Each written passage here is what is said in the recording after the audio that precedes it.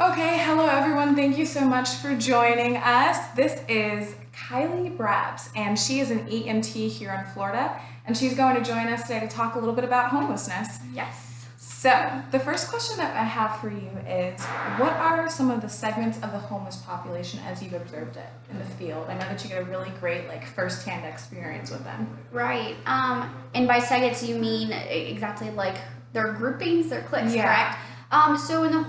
I live in Tampa. I service Hillsborough County, so I can only speak on that population. But it seems that they're very cliquey. They have a lot of different segments, and being that some of them are the psychs, some of them are the drug abusers and substance abusers, and then we have people that have been homeless for many, many years, whether that was from a disability, whether he was a veteran or not.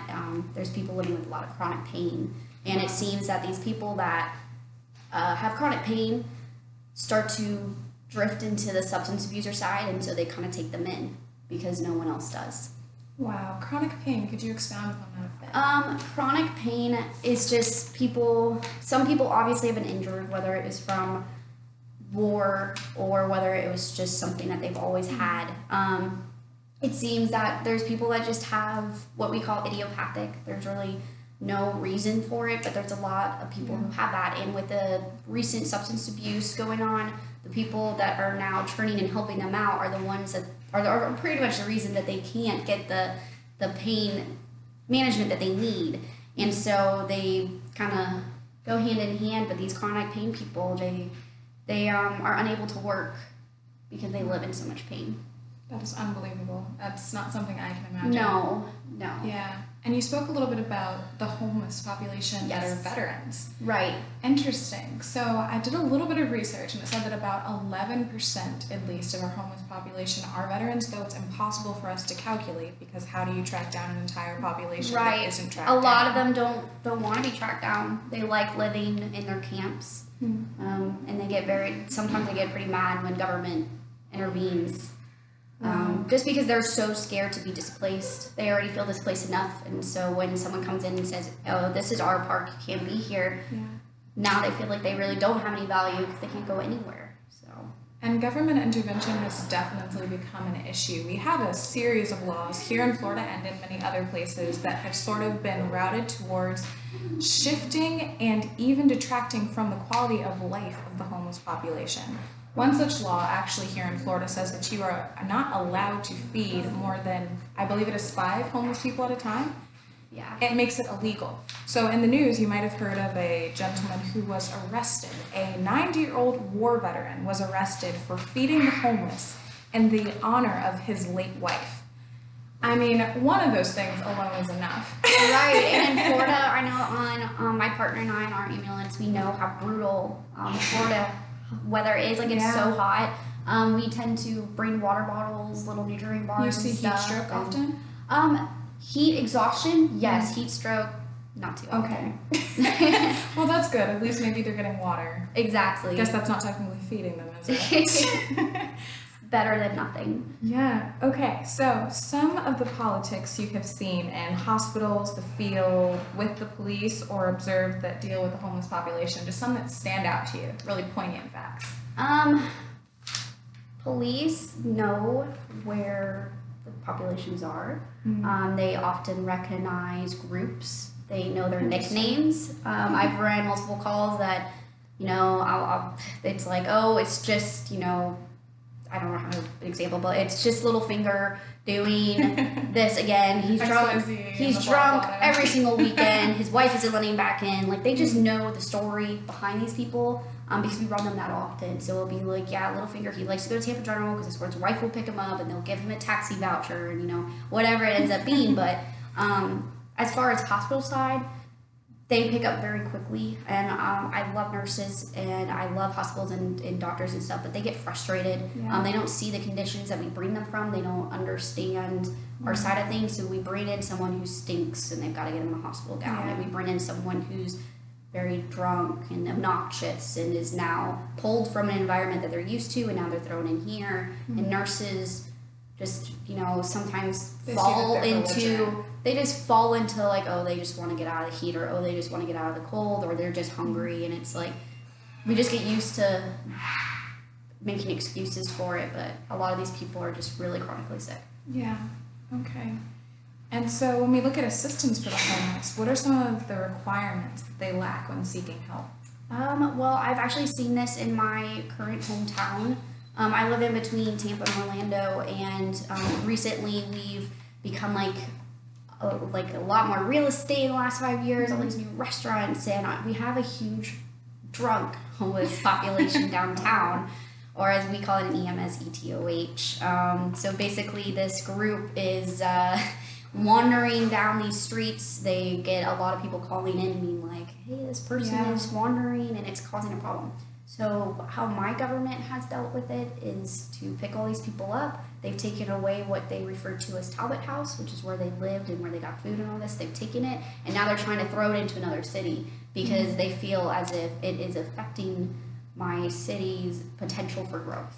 And it's very interesting that she discusses that, because being so close to Tampa, another city very, very close to Tampa also has made it illegal to panhandle, which is another way of saying you're not allowed to be homeless here. Yes. So, yeah. And they're just trying to push it from city to city, saying it's not going to be our problem. And some of the people say that, you know, this is done because we want to cut down all of the rampant, you know, crime that you see with the homeless population. However, to push it from one place to another is not a solution. It's simply sweeping it under the rug. Yes, and I actually got this information from one of my police officer friends here in the state. So it's very funny that you... Yeah, we both see it. It's sad because they don't really have anywhere to go. And so it becomes a thing that they almost brush it off to a city that it looks normal. Oh, we'll just brush it off to this city. And it just becomes one of those things that, you know, eventually someone's going to have to say, no, we're going to make a homeless center, and we're going to, it's more than just they need a home. Some of them need rehab, and then some of them don't want it. So it's like, at what point do you intervene? Greater final, like, mental care. So right. And, you know, I have a lot of assisted living facilities, ALFs, in my town that you run, and it's like 30-year-olds, 40-year-olds, 50-year-olds, and you walk in and it's pretty easy to pick up that these people are schizophrenic or nonverbal or just not quite adding up. And, you know, eventually those mentally ill people find a home because the government is almost obligated to take them off the streets. But the drug abusers, the chronic pain people, the other people that just have misfortune hit, like, if it wasn't for Red Cross and you had your home burn up, you'd be homeless. Like, there's people living in their cars. There's a lady that lives very close to me. She lives in her car with like 20 cats. Wow. You know, who's to stop her? Like, she looks happy, but that's her home. Yeah. You know, so. And that's interesting, two of the points that you said. I was actually speaking very recently with an individual. I was working a little bit of recruitment for this business a little bit earlier in the summer. And he was a sales guy. He was on top of the world. And, you know, at this point, of course, he's trying to get back in the game. But it's very difficult because when you're a little bit older in America, the job market kind of narrows down and attempts to I feel like it's already like that for us. Yeah. Well, it's impossible for us, but for them, it's pushing them out. Right. And so when you look at, you know, this individual, I asked him, you know, how did you get to the place that you're in, you know, trying to start over at this point? And he shared with me that he went into the Army. He was wanting to be a general. He had misfortune hit, just like you said. He had to have knee replacement, multiple knee replacements. He had to deal with all of the mortgages and regular things that we deal with as human beings. So he almost falls into that chronic pain, that misfortune, and now... And then he was homeless. And he told me that he bought a membership at the YMCA so that he could shower and sleep in his car. And it was just so disgusting to me because you look at this person, an individual who dedicated the majority of their younger years to protecting the very freedoms that we are now using to make laws against homeless individuals. And he's now sleeping in his car at the YMCA trying to find employment. I mean, and he expressed to me that, you know, he wanted people to know that homelessness is not an issue of just drugs. It's not an issue of just alcohol. Not everyone in that position wants to be there or is pretending to be there. But many people just have the wrong types of misfortune hit. Many people have either no support system. I mean, it's often the perfect storm, isn't it? No support system, a little bit of mental illness. Which is why they fall into each other, which I also think makes it more of a slippery slope for these people that have never been abusers to become abusers, because if you have such chronic pain and you can't get your prescription, you know, it's easy for that person to be like, hey, you know, here's a little something. Oh, you can't sleep? You should try this. Like, I'll just inject it really quick. You'll sleep so good. You'll have the best dreams. You'll sleep so good. And it's like, I can see that once you're homeless, what else do you have to lose? Yeah. I mean, what are we all seeking? Solace and comfort. And so, you spoke a little bit also about the schizophrenic population. Would you mind touching a bit on that? Schizophrenics. After working in the field, I've worked in the field for almost 3 years now. You kind of like just start to pick up on things. Like I go to Walmart and I diagnose in my head like 20 people. It's the same thing with schizos in a room. You pick up on it really quick. They're very paranoid. They're a little off. They just, they're kind of, they're an interesting group. Schizos. I've had schizos say some of the strangest things to me. Actually, in this last campaign, the political campaign I had, schizophrenic call. Basically, he had gone to his friend and had said, hey, if you guys don't call 911, all of you will be dead. Wow. Just straightforward, like, okay. So they were like, well, you know, we get there, like, he said he's going to kill us. Like, he's kind of a schizo. He does this sometimes. And on the way, I was talking with him. He says that he has a female voice. He's got 2 male voices.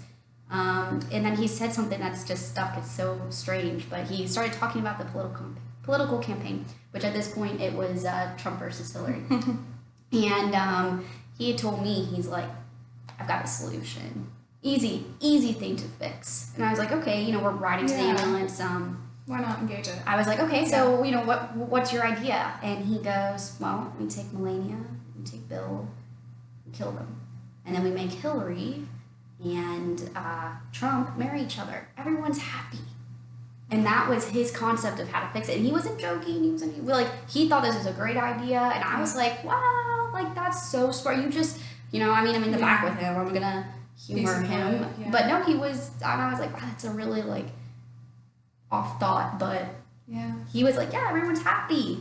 Right? Because with paranoid schizophrenia, you have an altered sense of reality. Exactly. And he didn't see this as socially unacceptable or a weird thing to even bring up or say. He really thought it was a good idea.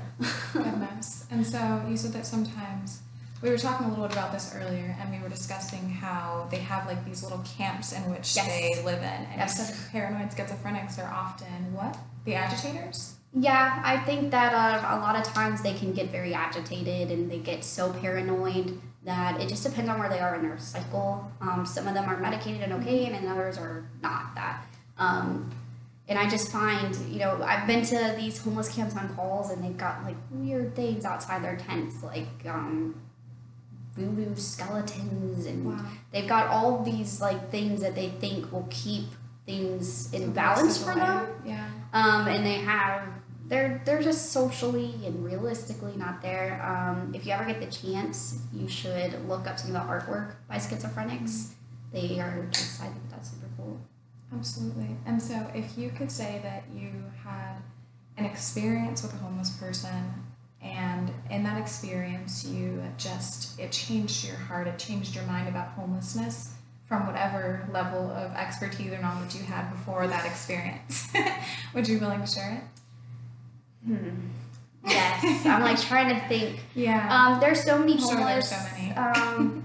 things that you just show up, and it's easy to get just aggravated. It's easy to just push them to the side and be like, I mean, of course someone called 911. You just fell 3 times in the middle of this road, and you're just so drunk, and you're over here saying, well, I'm not drunk. I only had 2 beers. Like, no.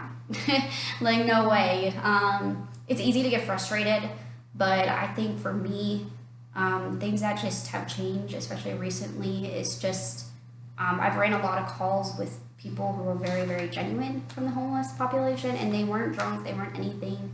It's just like misfortune continues to hit him and hit them and hit her. And it's just what the population has really shown me is that you can be united.